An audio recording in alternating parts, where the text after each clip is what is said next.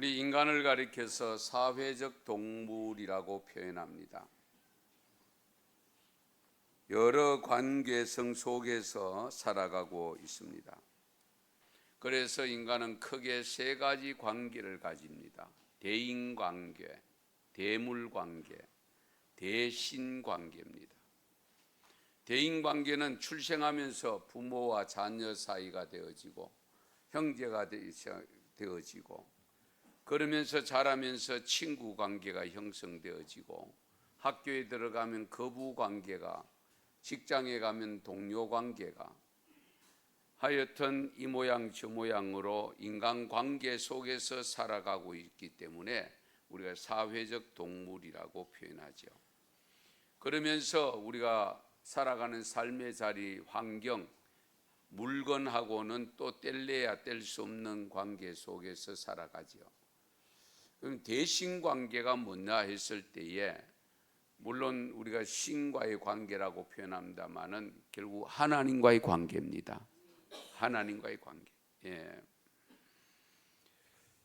이 하나님과의 관계가 올바로 잘 정립되어져야 우리가 관계가 그렇잖아요. 모든 관계가 올바른 관계가 되어질 때에 그 관계가 오랫동안 지속이 됩니다. 사람과의 관계도 우리가 생활해 보면은 오랫동안 지속되는 관계가 있는가 하면은 그저 한두 번 만나는 것으로 끝나는 관계도 있고 오랫동안 지속되었다가도 그 속에 사랑이 계속되지 못하면 그 관계가 단절되는 것을 보게 됩니다. 우리가 하나님과의 관계 때문에 오늘도 이 자리에 나오셔서 함께 예배를 드리고 있는 줄 믿습니다. 하나님과의 관계. 이미 여러분 다 여기 예배 드리러 오신 분들은 다 알고 계시지만은 우리가 좀 더 짚고 넘어가야 될 부분이 있다고 봅니다. 왜냐하면은 오랫동안 살다 보면은 구태의연한 모습으로 바뀔 위험이 있습니다. 그런데 우리 하나님과 나와의 관계는 날마다 새로워야 되는데, 그렇잖아요. 순간순간 새로워져야 되는데 그 새로움을 찾지 못하고 제대로 느끼지 못하고 구태의연한 모습으로 그냥 지나가는 관계로 갈 수도 있다는 사실이죠. 그러면 우리가 하나님과의 관계를 가지고 지금까지 수십 년 동안 하나님과의 관계를 가지고 살아오신 분도 계시고 짧은 분도 계시겠지만은 이 자리에 예배드리는 분들은 적어도 우리 교회학교 학생들을 제외하고는 상당한 긴 시간 동안 우리 하나님과의 관계를 가지고 살아오시고 살아가고 있습니다. 그러면 우리가 정확하게 하나님은 여러분에게 어떤 존재인지요? 하나님이 나에게 어떤 존재인가? 하나님은 여러분을 무엇이라고 부르고 있습니까? 여러분은 하나님을 무엇이라고 부르고 있죠?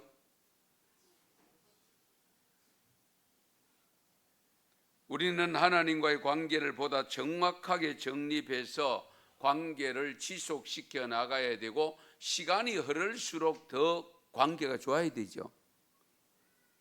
그렇지 않아요? 시간이 흐를수록 관계가 더 밀접한 관계가 되어지고 더 좋아야 되죠. 그런데 우리가 살아보면 시간이 오래 흐르면 흐를수록 더 좋아지는 관계는 쉽지 않고요. 많지 않고요. 관계가 점점 멀어지는 경우들이 많이 있습니다. 우리가 인간관계를 보면은 역시 인간은 공간의 제약을 받다 보니까 시간의 제약을 받다 보니까 가까이 있는 사람이 오래 갑니다. 멀리 있는 사람의 관계가 결국은 그렇잖아요. 친한 관계지만은 떨어져 있는 시간이 오래되다 보면은 소원해집니다. 멀어집니다. 거리가. 그러다 보면 잊혀지기도 하고요. 그렇다면 우리가 하나님과의 관계 속에서 살아가는 삶은 하나님과의 관계는 뗄래야 뗄 수 없는 관계인데 이 관계가 어떤 관계로 유지해야 되는가, 그리고 지금 어떤 관계로 살아가고 있는가 하는 것을 다시 한번 확인이 되었으면 좋겠습니다. 가장 우선적인 관계는 아버지와 자녀와의 관계입니다. 그렇잖아요? 우리가 하나님을 아버지라 부르죠. 하나님은 우리를 가리켜서, 우리 여성도들에게 죄송한데 성경에 딸이라는 표현을 잘 안 쓰고 있어서 전부 아들로 표현하고 있어서 좀 서운한 감이 있습니다만은, 우리 하나님이 우리를 부르실 때에 항상 아들이라고 칭했습니다. 오늘 본문 7절 하반절에도 보면은 우리를 향해서 말씀합니다. 너는 내 아들이라. 오늘 내가 너를 낳았도다. 너는 내 아들이다. 여기는 내 딸이다, 내 자녀다, 이제 그런 의미입니다. 내가 오늘 너희들을 낳았다. 우리 어버이날에 부르는 노랫말에도 보면은 아버님 날 낳으시고 어머님 날 기르신다고요. 우리가 평소에는 어머님이 날 낳았었다고 하지 아버님 날 낳았다 표현 안 하잖아요. 그런데 그 노랫말 가사에는 아버님 날 낳으시고 어머님 날 기르신다고 한 것은 결국은 시의 중요성을 이야기하다 보니까 그렇게 된 거죠. 예. 어쨌든 여호와 하나님께서 영원 전부터 예수 그리스도를 통해서 성도들을 하나님의 자신의 자녀로 우리를 낳으셨고 우리를 불러주셔서 자녀 삼으시고 우리를 통해서 효도 받으시기를 원하고 계시잖아요. 그 효도 받으시기를 원하신다는 그 표현을 우리 하나님과의 표현에서는 영광 받으시기를, 찬양 받으시기를 원하고 계십니다. 예. 이 점을 우리가 항상 염두에 두셔야 되죠. 그래서 우리 예수님을 두고도 하나님께서 여러분 잘 아시는 대로 세례 요한으로부터 세례 받을 때 성령이 임재하셔서 성령께서 일러주시는 말씀이 있죠. 이는 내 사랑하는 아들이다, 내 기뻐하는 자다. 네. 성령이 임재하셔서 우리 예수님을 가르쳐서 일러주실 때 그 핑함을 하실 때 내 사랑하는 아들이고 내 기뻐하는 자다라고 표현을 했습니다. 그래서 마가복음 14장 36절에 보면 우리 예수님께서 겟세마네 동산에서 기도하실 때에 하나님께 기도할 때에 이렇게 부릅니다. 아빠 아버지여. 예수님도 하나님을 부르실 때 아빠 아버지라고 불렀습니다. 예. 그러면서 아버지께서는 모든 것이 가능하오니 이 잔을 내게서 옮기시옵소서. 그러나 나의 원대로 마옵시고 아버지의 뜻대로 하옵소서. 아빠 아버지. 사도 바울을 통해서 주신 말씀도 보면 갈라디아서 3장 26절에 보면 이렇게 고백하고 있습니다. 너희가 다 믿음으로 말미암아 그리스도 예수 안에서 하나님의 아들이 되었으니. 하나님의 아들이 되었다. 하나님의 자녀가 되었다. 사랑하는 성도 여러분, 여러분의 참된 아버지, 영적 아버지는 여호와 하나님입니다. 믿습니까? 이 신앙 고백이 분명히 해야 됩니다. 가장 우선적으로 이 신앙 고백이 확실해야 그 다음에 우리의 삶이 전개가 됩니다. 하나님이 아버지가 되시면 어떤 좋은 일이 있는지 여러분 다 아시죠? 하나님이 나의 아버지가 되면 나에게 좋은 일이 어떤 일들이 있어요? 우선은요, 하나님은 항상 나와 함께 하십니다. 나와 함께 하십니다. 육신의 부모는 함께 하는 경우가 많지 않지요? 예. 어릴 때 품 안에 있을 때 자식이라고 그런 표현을까지 쓰면서 정말로 안고 키울 때의 자녀였는데, 부모였는데 그 다음에 떨어져 생활하다 보니까 여러 가지로 문제가 발생합니다. 그리고 함께 하지 못할 때가 많습니다. 그러나 우리 하나님은 영원히 우리와 함께 하십니다. 영원입니다. 예. 그래서 시편 121편 8절에 보면 여호와께서 너희의 출입을 지금부터 영원까지 지키시리로다. 할렐루야. 지금부터 영원까지. 하나님의 자녀로 내가 하나님을 아버지라고 고백하면서 들어오는 순간부터 하나님은 지금부터 영원까지 지켜주신다고 약속합니다. 예. 이런 경우를 가지고 우리 속된 말로 땡 잡은 거 아닙니까? 예. 한번 생각해 보세요. 육신의 부모도 날 못 지켜줘요. 심지어 배우자도 못 지켜줘요. 그러나 하나님이 나를 지켜주신다. 언제까지? 영원까지. 예. 그래서 예수님도 우리에게 일러주셨잖아요. 마태복음 28장 20절에 보면은 내가 세상 끝날까지 너희와 항상 함께 있으리라. 세상 끝날까지 너희와 항상 함께 있다. 예. 뿐만 아니라 우리 하나님의 아버지가 되시면요, 하나님이 우리 아버지가 되시면 우리를 풍요롭게 하십니다. 우리를 풍요롭게. 예. 부모는 항상 자녀들에게 좋은 것을 풍성케 해주려고 얼마나 노력합니까? 나는 못 먹어도 자녀들을 더 좋은 거 먹이려고 하고, 나는 못 입어도 제대로 길표를 입고 있지만은 자녀들에게 메이크를 입히려고 하고 그렇잖아요. 예, 그게 부모잖아요. 우리 하나님도 우리 하나님의 자녀가 되면 항상 풍성하게 하시려고 한다는 사실입니다. 빌립보서 4장 18절 19절 말씀해 보시면 우리 같이 읽게요.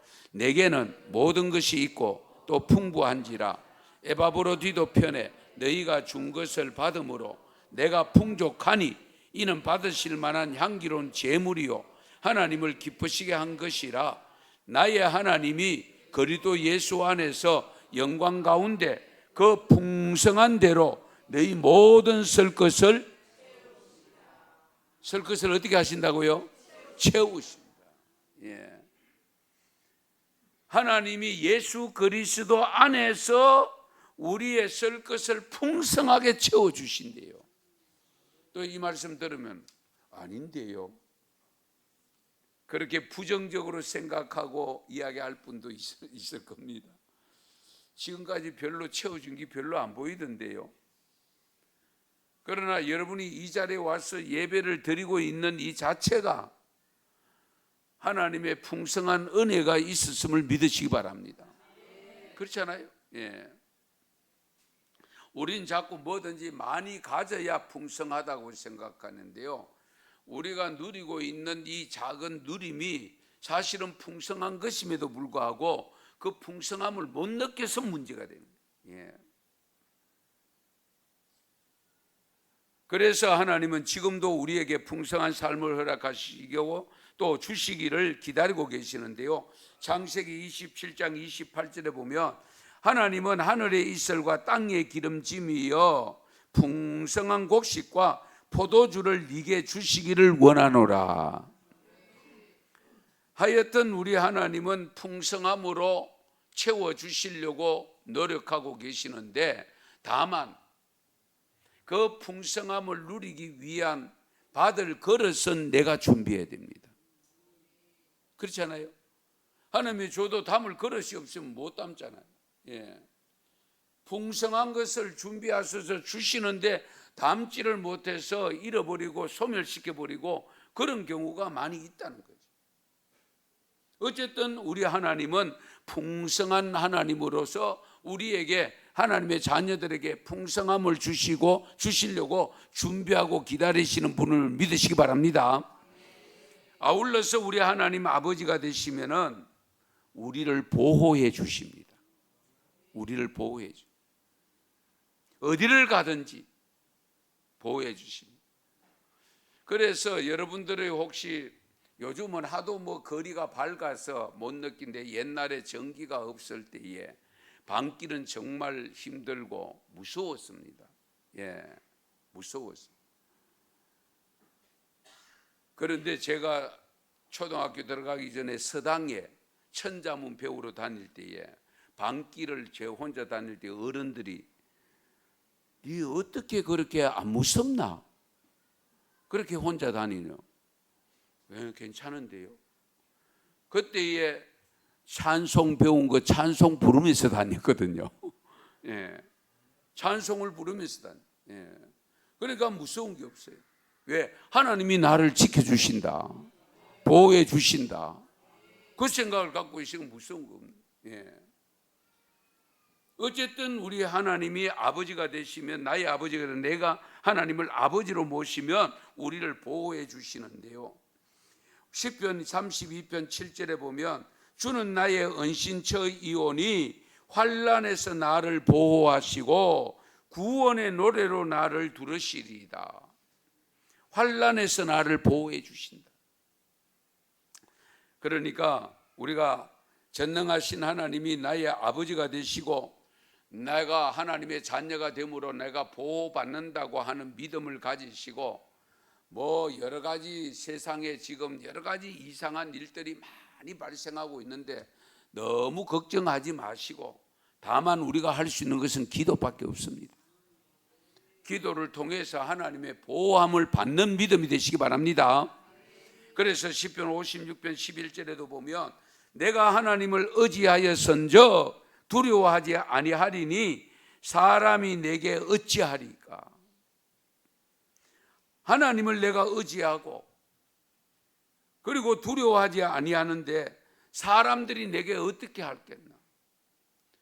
사람들이 아무리 나를 괴롭히고 힘들게 해도 하나님이 보호해 주신다. 할렐루야. 하나님이 지켜주신다. 그 고백이잖아요. 어쨌든 하나님의 보호함을 받는 믿음으로 이 세상이 어떤 하늘이 정말 무너진다 할지라도 하나님이 우리를 어떻게 해요? 당신의 나라로 인도하시잖아요. 그러므로 보호해 주심을 믿으시고 두려워하거나 지나치게 겁을 내거나 그러지 않았으면 좋겠습니다. 예. 항상 하나님이 지켜주심을 믿고 든든히 서가시기 바랍니다. 하나님이 나의 아버지가 되심으로 인해서 가장 좋은 것이 있다면 우리의 허물을 끝까지 용서해 주십니다. 우리의 허물을 끝까지 용서해 주십니다. 그렇다고 해서 죄를 마음 놓고 지어도 된다, 그 뜻이 아닙니다. 예. 용서해 준다고 해가지고 죄를 계속 짓고 있으면 곤란합니다. 하나님은 우리로 하여금 언제든지 관계를 맺으려고 초청하시는데요. 이사야서 55장 6절에서 7절 보실까요? 같이 읽겠습니다. 너희는 여호와를 만날 만한 때에 찾으라. 가까이 계실 때에 그를 부르라. 악인은 그의 길을, 불의한 자는 그의 생각을 버리고 여호와께로 돌아오라. 그리하면 그가 긍휼히 여기시리라. 우리 하나님께로 돌아오라. 그가 너그럽게 용서하시리라. 아멘. 시편 86편 5절에도 보면 주는 선하사 사죄하기를 즐거워하시며 주께 부르짖는 자에게 인자하심이 후하심이니이다. 이사야 55장에서 방금 읽은 말씀은 여호와께 돌아오라고 했는데 돌아올 때 어떻게 해야 되느냐? 버리고 돌아오라고 했습니다. 악인은 그의 길을, 불의한 자는 그의 생각까지도 버리고 돌아오라. 그리하면 용서하신다. 너그럽게 용서하신다. 그리고 우리 하나님은 선하시기 때문에 사죄하기를 즐거워하신다. 용서하기를 즐거워하신다. 우리 용서에 인색함이 있죠. 예. 용서가 인색해요. 해야 된다는 걸 알면서도 용서를 잘 못해요. 그런데 하나님은 우리의 죄를 사죄하기를 즐거워하시고 그리고 주께 부르짖는 자에게 인자하심이 후하시다고 했습니다. 부르짖는 자에게 하나님을 찾아야 돼요. 출애굽기 34장 6절 7절에 보면 여호와께서 그의 앞으로 지나시며 선포하시되 여호와라 여호와라 자비롭고 은혜롭고 노하기를 더디하고 인자와 진실이 많은 하나님이라. 인자를 천대까지 베풀며 악과 과실과 죄를 용서하리라. 그러나 벌을 면제하지는 아니하고 아버지의 악행을 자손 3, 4대까지 보응하리라. 무슨 말씀입니까? 잘 들으세요. 우리가 죄를 잘못을 범하면 용서받을 수 있도록 용서는 하시되 벌은 주신대요. 벌 받고 용서받는 게 안 나요. 그렇죠? 잠깐 아프고 용서받으면 좋잖아요. 예. 그래서 복을 주실 때는 1000대까지 주시는데 벌은 3, 4대까지만 준다고. 예. 이 점도 염두에 두셔야 됩니다. 그래서 사무엘하 7장 14절에 보면 나는 그에게 아버지가 되고 그는 내게 아들이 되리니 그가 만일 죄를 범하면 내가 사람의 매와 인생의 채찍으로 징계하려니와. 죄를 범하면 분명히 채찍이 있다고. 징계 안 돼요. 그러나 용서하신대요. 예. 잘못됐다고 빌면 용서하신대요. 이 점을 항상 염두에 두셔야 됩니다. 그래서 우리가 살다 보면, 연약한 모습으로 살다 보면 나도 모르는 사이에 죄를 짓는 경우가 있고 뻔히 알면서도 또 넘어지는 경우가 있고, 그래서 또 후회하고 우리가 하나님 앞에 고백하고 합니다만은, 그렇다고 해서 하나님이 용서해 주시니까 뻔히 알면서도 죄를 짓는 것은 바람직하지 않습니다. 그러나 우리가 지은 죄는 반드시 주님을 찾으면 용서해 주시고, 용서는 해 주시되 벌은 주신대요. 벌 받을 각오하셔야 돼요. 채찍으로 매 맞을 각오하셔야 된다. 예. 이 점도 항상 염두에 두셔야 돼요. 예. 아무쪼록 우리 하나님은 신실하신 하나님이고 넓으신 사랑이 인자하신 하나님이기 때문에 우리를 끝까지 용서해 주시는 하나님을 믿으시기 바랍니다. 그러면서도 우리 하나님은 또 우리에게 목자가 되십니다. 아버지만 되시는 것이 아니라 목자가 되신다. 오늘 교독문을 통해서 시편 23편의 말씀을 교독했습니다마는, 이 말씀은 우리가 어릴 때부터 교회학교 때부터 다니신 분들은 이 노래를 얼마나 많이 불렀습니까? 그렇죠? 예. 여호와는 나의 목자시니 내게 부족함이 없다. 푸른 초장으로 풀밭으로 누이시고 쉴만한 물가로 인도하신다. 내 영혼을 소생시키시고 자기 이름을 위하여 의의 길로 인도하신다. 내가 사망의 음침한 골짜기로 다닐지라도 해를 두려워하지 않을 것은 주께서 나와 함께 하십니다. 아까 처음에 말씀했죠. 하나님은 항상 나와 함께 한다. 예. 그래서 주의 지팡이와 막대기가 나를 안위하신다. 목자 손에 있는 지팡이는 무기입니다. 이리때가 나타나면 쫓을 무기입니다. 예. 어쨌든 우리의 목자가 되시는데, 목자가 되는 순간에, 내가 목자의 양이 되는 순간에 뭘 받느냐? 보호를 받습니다. 목자의 보호를 받습니다. 그렇잖아요. 먹을 것이 없을 때 쉴만한 푸른 초장으로, 마실 물이 없으면 목이 탈 때에 쉴만한 물가로, 그리고 이제 좀 쉬고 싶을 때 안전하게 쉴 수 있는 공간으로 항상 우리를 보호해 주십니다. 예. 이리때가 오면 지팡이로 막아주시고. 예. 그래서 오늘 본문 읽은 8절 9절 말씀에도 보면 양인 성도들을 괴롭히는 이방 나라를 철장으로 깨뜨리신다. 질그릇같이 부숴버리지. 예. 하나님이 우리를 보호해 주시는데 우리를 무기를 가지고 오면 그 무기를 부숴버립니다. 철저하게 깨뜨리시고 질그릇같이 부숴버리고 우리를 보호해 주신다고 약속하고 있습니다. 그래서 시편 23편 4절에 보면 내가 사망의 음침한 골짜기로 다닐지라도 해를 두려워하지 않을 것은 주께서 나와 함께 하심이라. 주의 지팡이와 막대기가 나를 아니하시나이다. 안전하게 보호해 주신다는 뜻이잖아요. 그래서 시편 121편에 보면 내가 산을 향하여 눈을 들리라. 나의 도움이 어디서 올까? 나의 도움은 천지를 지으신 여호와에게서로다. 그러니까 우리는 뭐 죽으나 사나 어떤 경우든 늘 하나님 붙잡고 사셔야 돼요. 그리고 하나님은 늘 내 곁에 와 계심을 믿으시기 바랍니다. 다만 내가 안 찾는 거죠. 정신없이 놀고 노는데 정신 팔려가지고 엄마가 옆에 왔는지 몰라. 상관없어. 우리가 신앙생활하면 이 점을 조심해야 됩니다. 우리가 세상에 푹 빠져가 살다 보면 하나님이 내 곁에 계셔도 하나님 안 찾아. 하나님 안 찾으면 하나님도 열중시야 하세요.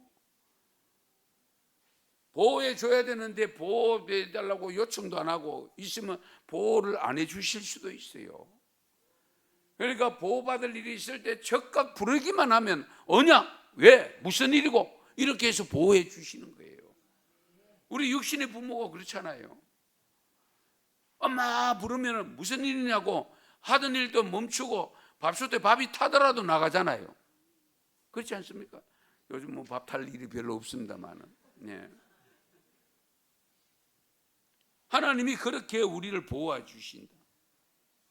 그리고 항상 양에게는 좋은 것을 먹이시기를 위해서 찾아다니신다. 그가 나를 푸른 풀밭에 누이시고 실만한 물가로 인도하신다. 그런데 여기서 한 가지 짚고 넘어가야 될 것이 있습니다. 푸른 초장이 아무데나 널려 있는 게 아니에요. 시냇물이 아무데나 있는 게 아니죠. 마실 물이. 그 물을 찾아가다 보면, 푸른 초장을 찾아가다 보면 산을 넘어야 될 때도 있습니다. 골짜기로 지나가야 될 때가 있습니다. 때로는 정말 험준한 곳을 건너야 되는 경우가 있을 수 있습니다. 이 점을 염두에 두셔야 돼요. 여러분 한번 보세요. 이스라엘 백성들이 하나님이 그렇게도 약속한 젖과 꿀이 흐르는 땅을 가는데 그냥 갔습니까? 쉽게 갔습니까? 40년을 빙빙 돌아서 갔습니다. 사실 40년만 아니죠. 70명이 애굽에 들어가서 430년 동안 종살이 하면서 민족을 형성했고 그 민족이 광야의 젖과 꿀이 흐르는 땅에 들어가는데 40년 걸렸어요. 그거 생각하면 우리가 영원한 하나님 나라 천국에 이르는 삶을 살고 있는데 이 땅 위에 살면서 고생 안 하고 살겠다는 것은 바람직한 모습이 아닙니다. 그 영원한 곳에 가서 사는, 영원히 사는 곳에 가는데 그렇잖아요. 이 땅 위에 살면서 고생 안 하고 살겠다. 그것은 욕심입니다. 그건 잘못된 겁니다. 어쨌든 목자 되시는 우리 여호와 하나님은 우리 성도들에게 안식을 허락하십니다. 준비하고 계십니다. 그 점을 분명히 아셔야 됩니다. 그래서 주일을 허락해 주셨습니다. 매일같이 일하지 말고 쉬라고 하셨습니다. 모든 하던 일을 쉬고 그냥 하나님 앞에 나와서 편히 쉬어라. 그 편히 쉬기 위해서 나와서 우리가 드리는 것이 예배잖아요.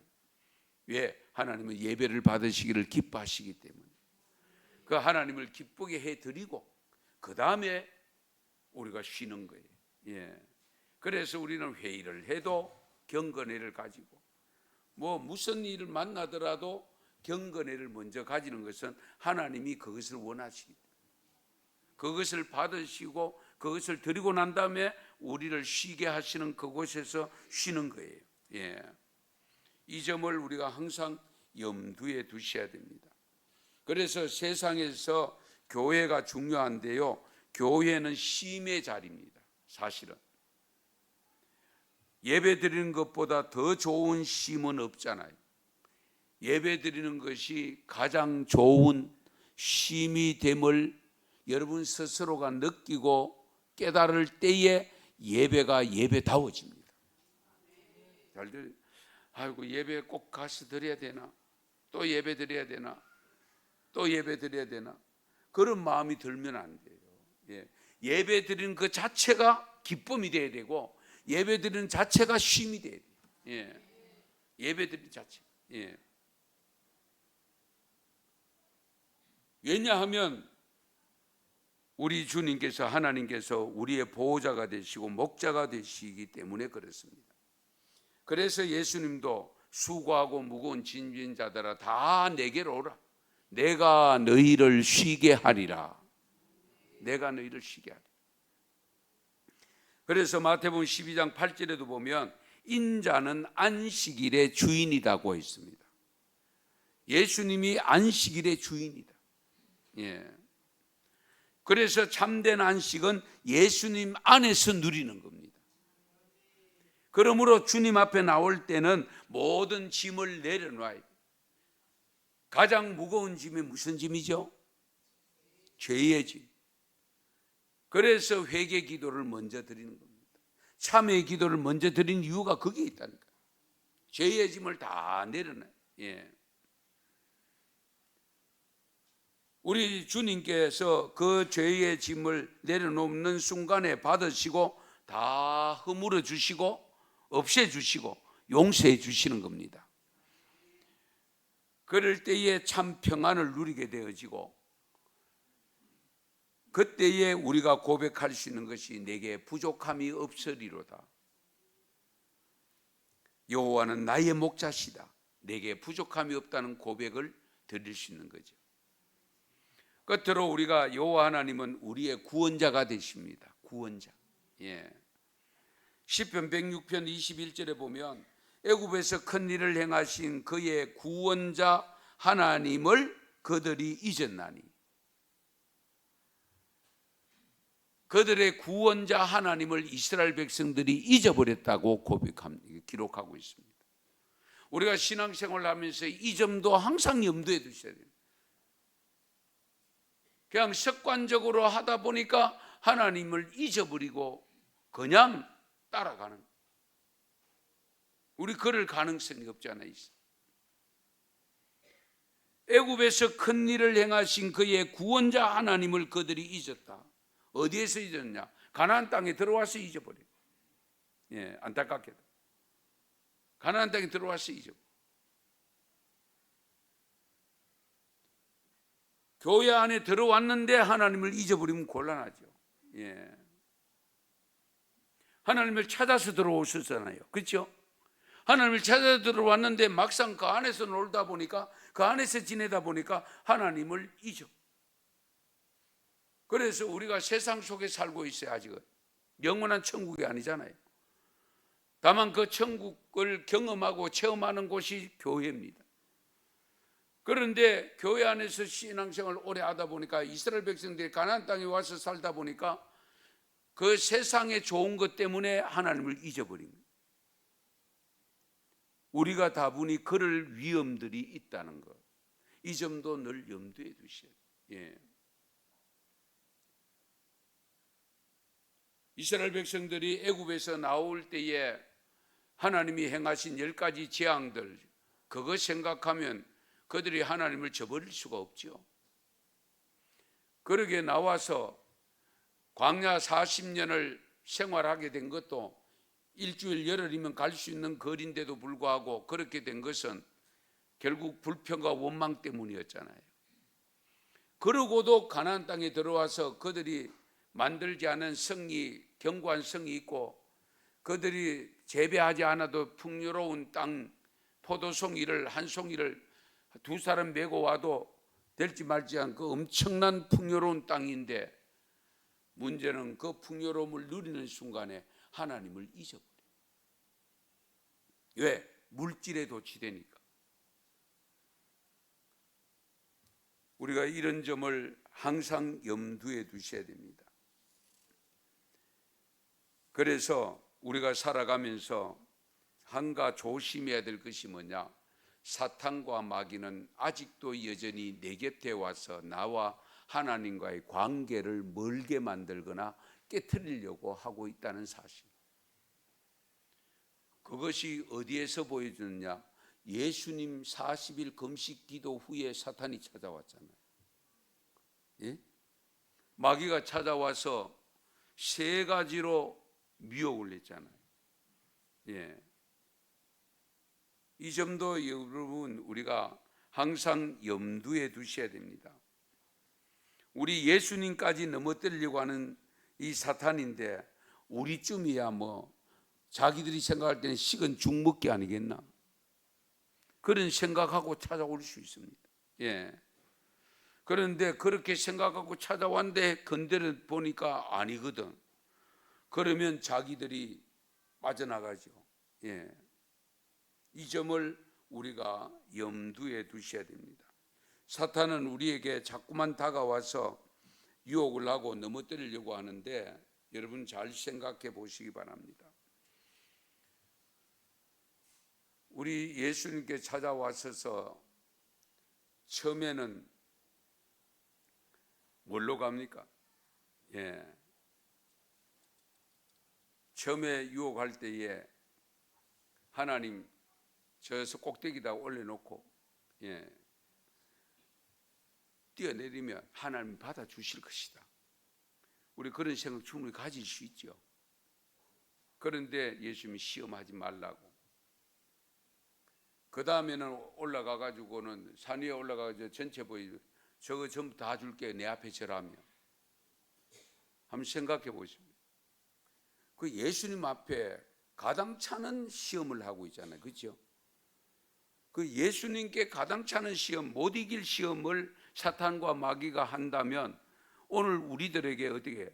그래서 우리가 은혜를 받으면 받을수록 사탄도 더 강하게 역사하는 게 현실이잖아요.